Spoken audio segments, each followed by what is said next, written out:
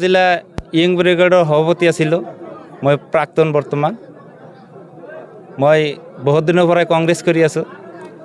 এইবাৰ MLA ticket সিলেকশ্যন হোৱাৰ পিছত যিহালে মোক অৱহেলা কৰিছে, আজিলৈকে যোৱা 22 তাৰিখলৈকে মোৰ লগত কোনো কংগ্ৰেছ কৰ্মীয়ে যোগাযোগ কৰা নাই অথবা কোনোবাই মোক এটা ফোনো কৰা নাই। সেই আৱেগ লৈ মই আজি কংগ্ৰেছ দল ত্যাগ কৰি EDF দলত জইন কৰিলোঁ। যোগাযোগ নকৰাৰ মই সেইটো নাজানো, সেইটো ভাবিছে মই যোৱা 5 বছৰ সন্মানীয় আব্দুল বাতিন খন্দকাৰৰ লগত থাকিছোঁ, সিহঁতে কি ভাবিছে মই নাজানো। সিহঁতে কিজানি ভাবিছে সিহঁতক মই সহায় নকৰিম, কিন্তু আজিলৈকে যোৱা 22 তাৰিখলৈকে কোনোবাই মোক এটা ফোনো কৰা নাই। দলীয় কৰ্মী যোৱা আমাৰ যিহেতু মণ্ডল কমিটি থাকে, ব্লক কমিটি থাকে, কোনো কৰ্মীয়ে মোৰ লগত যোগাযোগ ৰখা নাই। সমষ্টি কংগ্ৰেছৰ ভিতৰত সমষ্টি কংগ্ৰেছত মই নাজানো। মোৰ যি বন্ধু বান্ধৱ আছিলে মই যিহেতুক মাতিছিলোঁ, আজি মোৰ আণ্ডাৰত বা মোৰ লগত থাকি হুমায়ুন দা আছে, ইহঁতক লগত লৈ আমি 500 মান কৰ্মী কংগ্ৰেছ দল ত্যাগ কৰিলোঁ।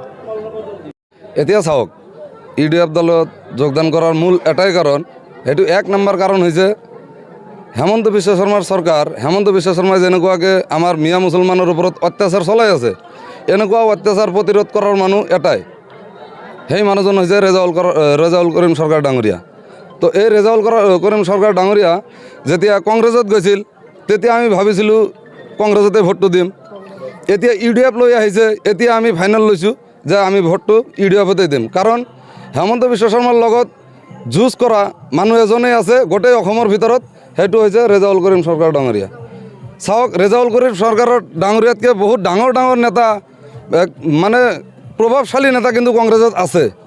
যেনেকুৱা ধৰক গৌৰৱ গগৈ ডাঙৰীয়া আজিৰ ডেটলৈকে মিয়া মুছলমানৰ এই অত্যাচাৰক লৈ, উচ্ছেদত লৈ কোনো এটা মাত মাতিছেনে? আপোনালোকে ভালকৈ জানে, মোতকৈ আপোনালোকে ভালকৈ জানে, কোনো এটা মাত মাতিছেনে? এতিয়ালৈকে মাতা নাই। কোনো এটা উচ্ছেদিত ৰাইজৰ ওচৰত মিয়া মুছলমানৰ দুখৰ ভাগী হৈছেনে গৌৰৱ গগৈ? হোৱা নাই। এতিয়ালৈকে কোনো এটা উচ্ছেদিত ৰাইজৰ ওচৰত যাৱাও নাই। তো তেনেকুৱা দলত আমি থাকি, আমি মিয়া মুছলমানে সঁহাৰি কৰি আমি কংগ্ৰেছ দল কৰোঁ যে কংগ্ৰেছ দল আমাৰ দল। কংগ্ৰেছ দল কেতিয়াও আমাৰ হ'ব নোৱাৰে। আৰু যিখিনি অত্যাচাৰ হৈ আছে, এই অত্যাচাৰৰ মূল কাঠি হৈছে কংগ্ৰেছ দল।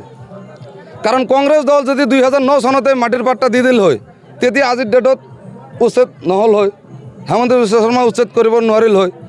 কংগ্ৰেছ দল যদি আগতেই NRC ডিক্লেয়াৰ দি দিল হয়, আজিৰ ডেটত NRCৰ প্ৰব্লেম নাহিল হয় মিয়া মুছলমানৰ ওপৰত।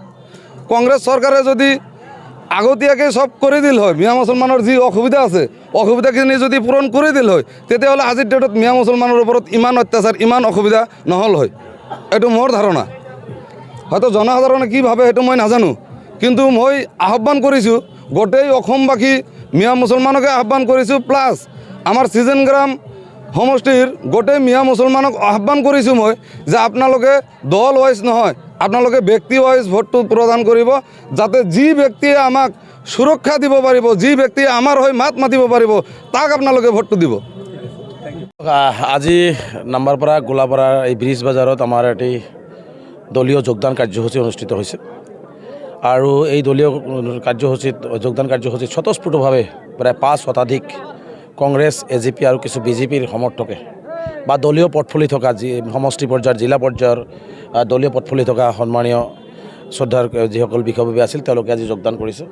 মই যোগদান কৰিব আহিছে আমাৰ দললৈ, আৰু মই ভাবোঁ যে এইটো আমাৰ কাৰণে খুব ভাল লক্ষণ। আৰু যোৱাকালিও এনেকুৱা ধৰণে প্ৰায় 1000তকৈ অধিক কংগ্ৰেছ AGPৰ কৰ্মীয়ে যোগদান কৰিছে। আজিও প্ৰায় আমাৰ বিভিন্ন ঠাইত যোগদান কাৰ্যসূচী চলি আছে, আৰু এইটোত মই নিজে উপস্থিত আছিলোঁ। গতিকে আমি যিসকল আজি যোগদান কৰিছে তেওঁলোকক আমি আনুষ্ঠানিকভাৱে তেওঁলোকক আমাৰ দলত আদৰণি জনাই। মহিলাসকল, আই মাতৃসকল, আমাৰ বৃদ্ধা বয়োজ্যেষ্ঠ পিতৃসকল, বয়োজ্যেষ্ঠ ব্যক্তিসকল, বিশেষকৈ যুৱ বন্ধুসকল যি ধৰণে আজি ওলাই আহিছে স্বতঃস্ফূৰ্তভাৱে, মানে ৰাজনৈতিকভাৱে উপযুক্ত চিজন গ্ৰামৰ পৰা প্ৰাৰ্থী নিৰ্বাচন কৰাৰ ক্ষেত্ৰত ৰেজাউল কৰিম চৰকাৰৰ লগত আহিছে। গতিকে এইটো আমি ভাবোঁ যে অহা দিনবিলাকত আৰু দিনক দিনে বৃদ্ধি পাব, আৰু আমি বিপুল ভোটত ইনশাল্লাহ জয় হ'বলৈ সক্ষম হ'ম। কাৰণ আমি আল্লাহক বিশ্বাস কৰোঁ। গতিকে আল্লাহ তালাই কপালত যিটো লিখা ৰাখিছে সেইটোৱে হ'ব। গতিকে যোনে বেছি ভোট পাব তেওঁ জয়ী হ'ব। চাওক, কামিহাৰ কোনে কাৰ ভাঙিব, সেইটোৰ এজন মুখ্যমন্ত্ৰী যেনেকৈ ধৰণে কথাবিলাক কয়, আচলতে মুখ্যমন্ত্ৰী ডাঙৰীয়াই আচলতে বলীয়া হৈছে। ৰাজনৈতিকভাৱে হয়তো তেওঁ সন্মুখত ক্ষমতা দেখা নাই, যে ক্ষমতা আহিব নোৱাৰে, চেয়াৰখন আহিব নোৱাৰে, ৰাইজে হয়তো তেওঁলোকক বিচাৰি থকা নাই। গতিকে মুখ্যমন্ত্ৰীয়ে এতিয়া পাগলৰ প্ৰলাপ বকিবৰ আৰম্ভ কৰিছে, কাৰণ মুখ্যমন্ত্ৰী ডাঙৰীয়াই ইয়াৰ আগতো বহু ধৰণৰ কথা কৈছে। গতিকে এই ধৰণৰ অসাংবিধানিক কথা বাৰ্তা কোৱা মুখ্যমন্ত্ৰী এইজনেই। গতিকে এই মুখ্যমন্ত্ৰীজনৰ বিৰুদ্ধে আচলতে মানে তেওঁলোকৰ দলেও কোনো ব্যৱস্থা গ্ৰহণ নকৰে। তাৰমানে এই দলবিলাক, এই বিজেপি দল বা মুখ্যমন্ত্ৰী বা বিজেপি দলৰ নীতি আদৰ্শ হৈছে মানুহৰ মাজত হিংসা, বিদ্বেষ, ঘৃণা বিয়পাই ৰাজনৈতিক দাবী দখল কৰা। গতিকে অসমৰ ৰাইজে বিবেচনা কৰি আছে, আমাৰ কামিহাৰ চিধা হৈ আছে, চিধা হৈয়ে থাকিব।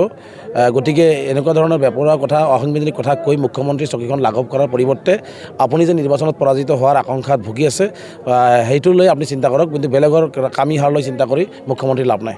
যিকোনো খবৰৰ বাবে যোগাযোগ কৰক 7099017330 লগতে 7099017110 নম্বৰত।